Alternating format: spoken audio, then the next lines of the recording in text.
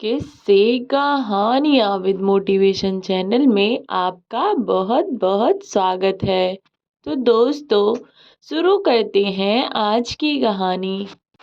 80 वर्षीय एक बुजुर्ग महिला एक 5 वर्षीय बालक के साथ खेल रही थी और वह बच्चा भी उस महिला के साथ बहुत खुश था। ऐसा लग रहा था मानो वह बच्चा उसे बरसों से जानता हो। वह वृद्ध महिला, जिसका नाम था मालविका, और वह उस बच्चे के लिए लेकर आई और एक दूध का पैकेट भी उसने उस बच्चे को पिलाया। वह टॉफियां खाने को देकर फिर वह वृद्ध महिला उस बच्चे को सुलाकर अपने घर आ गई। मालविका जी जैसे ही अपने घर पहुंची तो उन्होंने देखा कि उनकी बहू मंजू तेज कदमों से घर में इधर उधर घूम रही है, जिसे देखने पर मालूम पड़ रहा था कि वह किसी बात को लेकर बहुत परेशान है। मालविका जी अंदर आईं। वह देखती हैं कि उनका बेटा भी किसी को फोन मिला रहा था और वह भी बहुत ज्यादा परेशान था।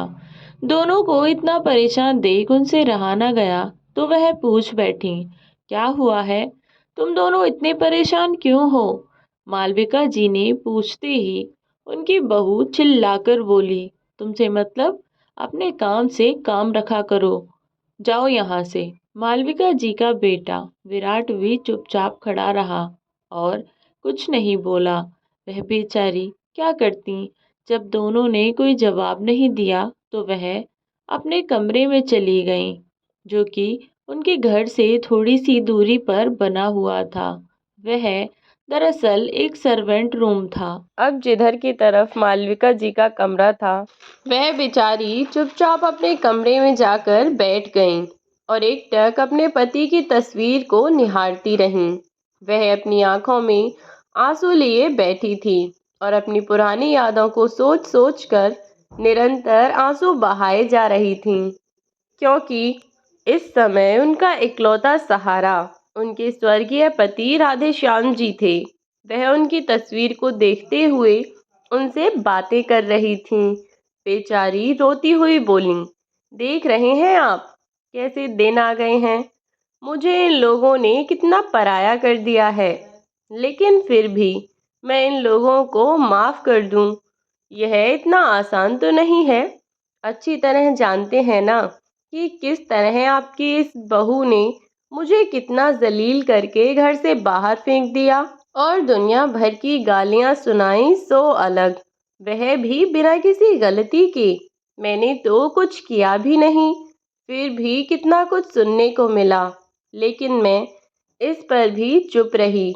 याद होगा ना आपको, कितने अरमान थे बेटे की शादी के बाद।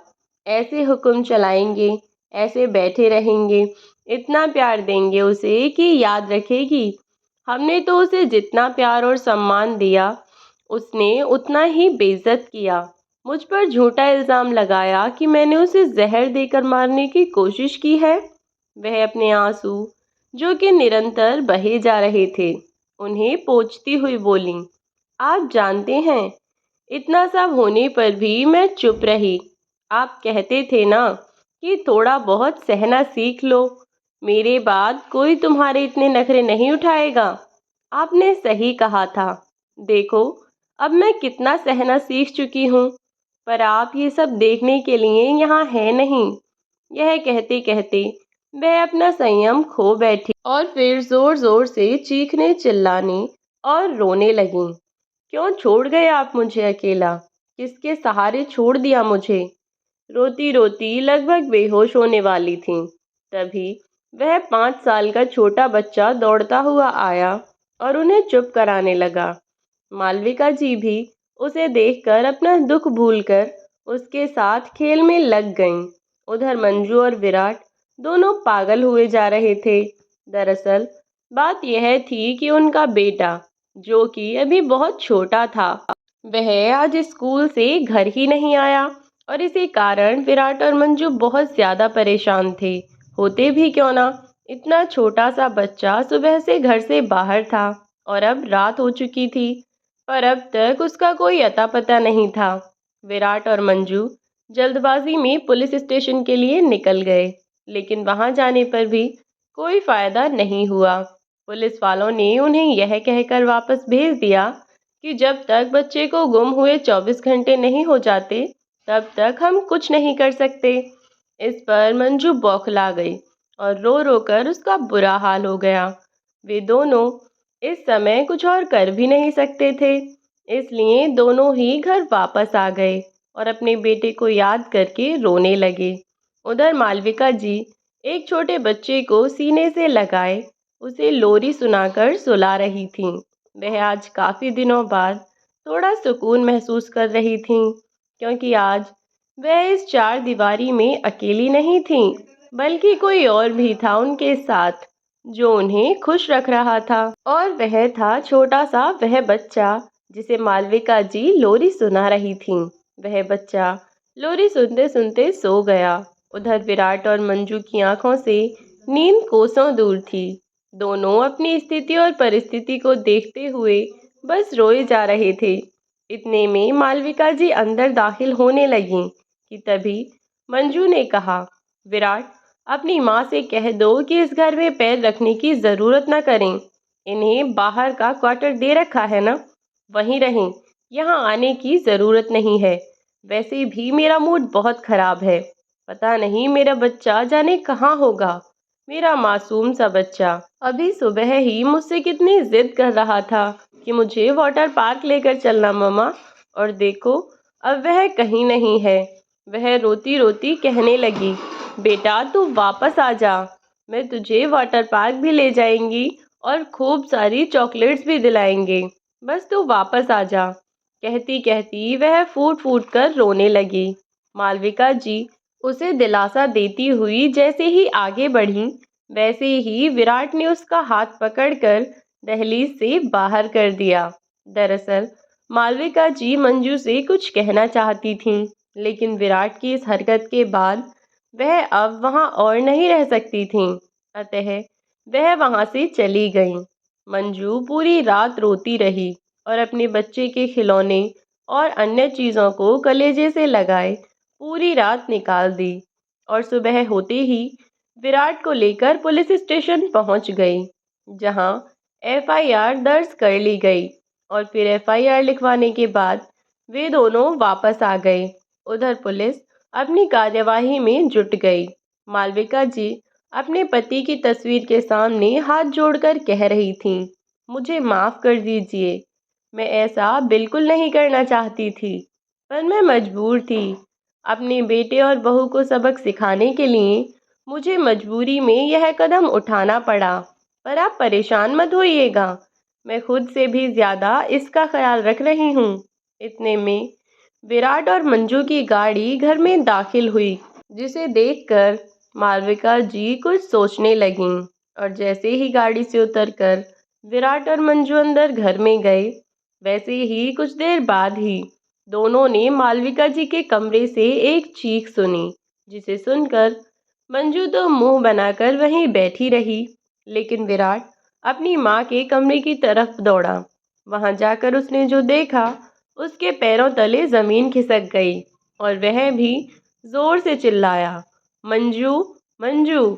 मंजू ने जैसे ही विराट की चीख सुनी, वह एकदम से घबरा गई और दौड़ती हुई अपनी सास यानी कि मालविका जी के कमरे में पहुंची।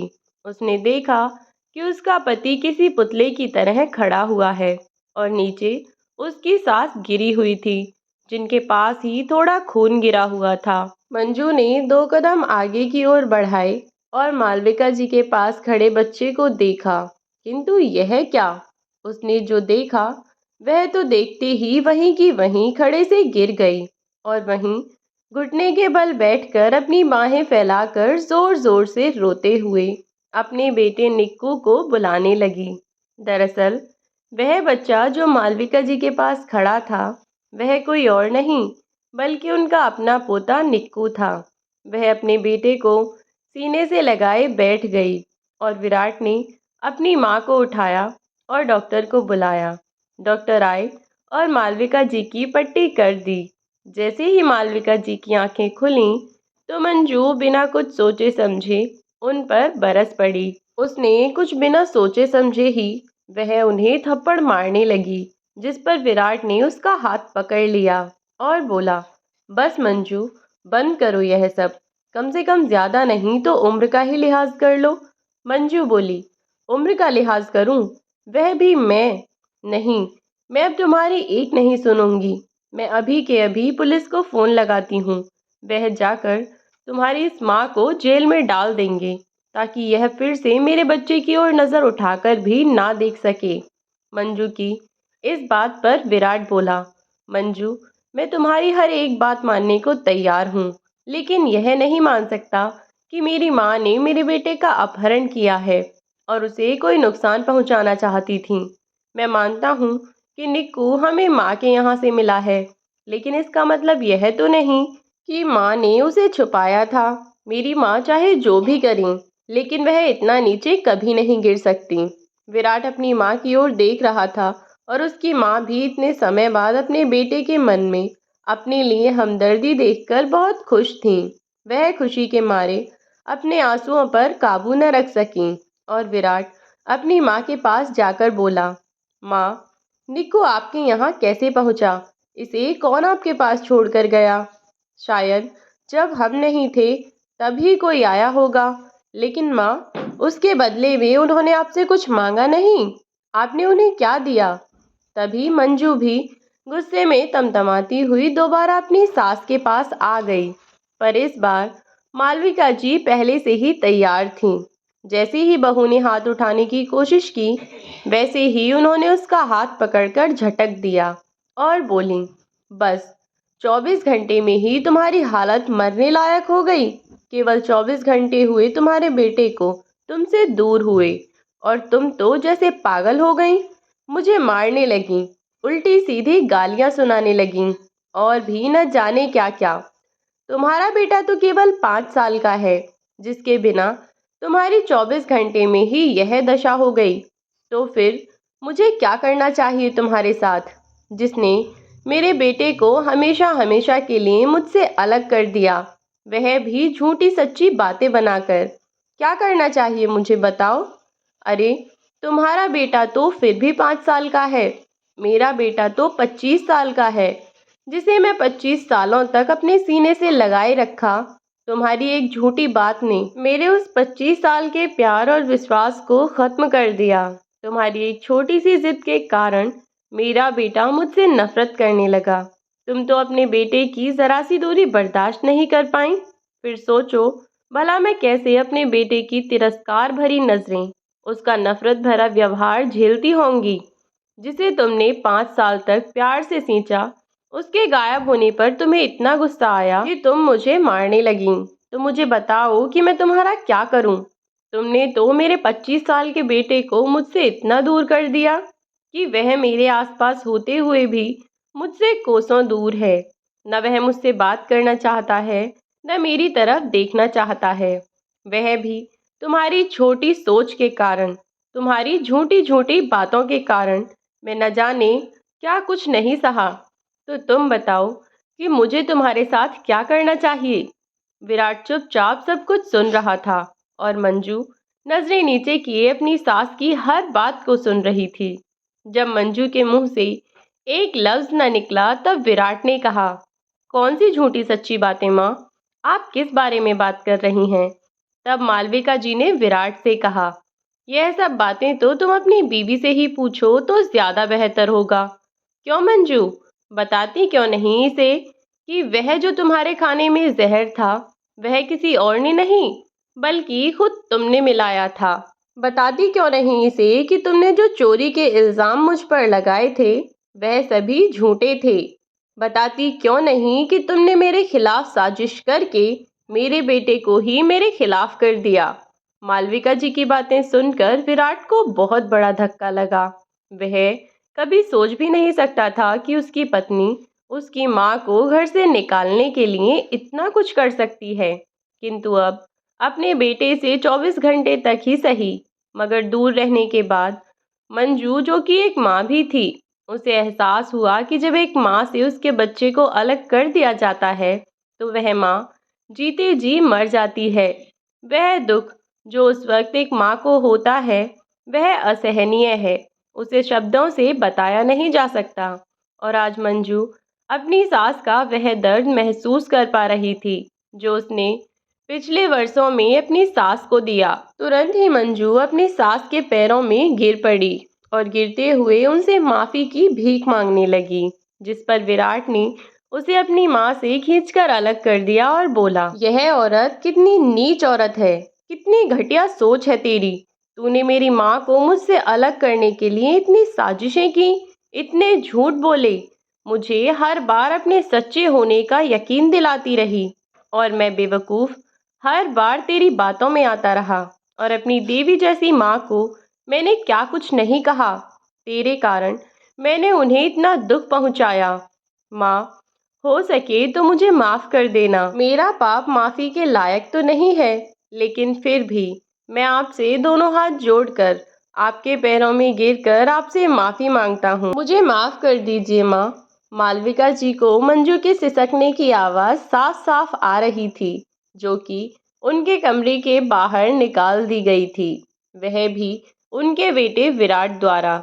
मालविका जी को एहसास हुआ कि मंजू को अपने किए का पछतावा है, अतः उन्होंने उसे अपने पास बुलाया और प्यार से उसके सिर पर हाथ रखा और बोली, नहीं विराट, मंजू ने जो भी किया वह इसकी नादानी थी, किंतु अब जो तुम कर रहे हो वह तुम्हारी बेवकूफ़ी होगी।